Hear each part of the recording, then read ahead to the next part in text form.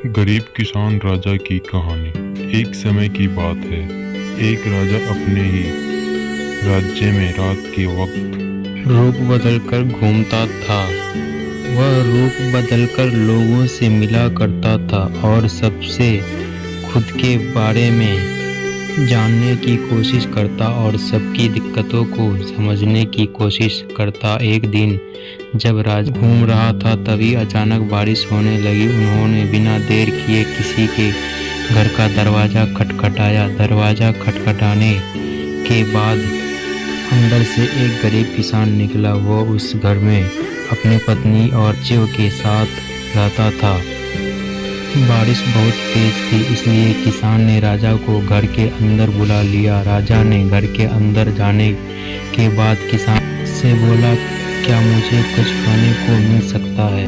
मुझे बहुत भूख लगी है। उस गरीब किसान के परिवार 3 दिनों से भूखा था और उनके घर में एक भी दाना नहीं था। किसान के मन में ख्याल आया कि हम भले ही भूखे लेकिन हम किसी मेहमान को भूखा नहीं भेज सकते हैं। किसान को ये सब सोचकर बहुत बेचैनी हो रही थी कि वो अपने मेहमान को खाना कैसे खिलाए। तभी उनके मन में ख्याल अपने सामने वाली दुकान से चावल चुराने की योजना बनाई। किसान ने सिर्फ राजा के खाने भर के लिए 2 मुट्ठी चावल वहां से चुरा लाया और उसे पकाकर राजा को खिलाए। उसके बाद बारिश थम गई और राजा अपने महल वापस लौट गया। अगले दिन दुकानदार के मालिक अपने अनाज की चोरी की शिकायत राजा के दरबार में की। राजा ने फिर दुकानदार के मालिक और गरीब किसान को उनके सामने आने का आदेश दिया। सभा में सबसे पहले किसान पहुंचा और उसने राजा के सामने चोरी करना स्वीकार कर लिया और पिछले रात जो भी कुछ हुआ था सब राजा को बता दिया। किसान ने राजा से बोला, मैंने चोरी की जरूर, लेकिन मेरे परिवार ने उस चोरी वाले अनाज का सेवन नहीं किया। गरीब किसान की बातों को सुनने के बाद राजा को बहुत अफसोस हुआ और उन्होंने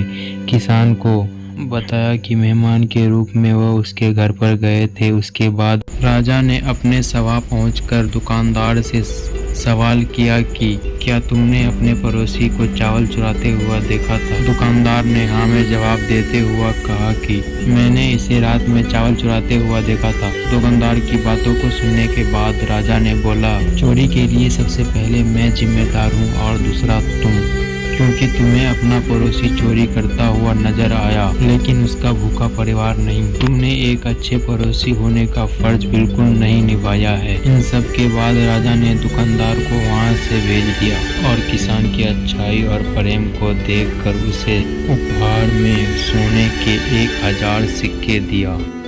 भूखा राजा और गरीब किसान की कहानी से सीख। इस कहानी में हमें ये सीख मिलती है कि यदि आपका कोई अपना या आसपास में कोई मुसीबत में हो तो हमें उसकी मदद जरूर करनी चाहिए। मदद करने से आप ही एक अच्छे इंसान बनेंगे।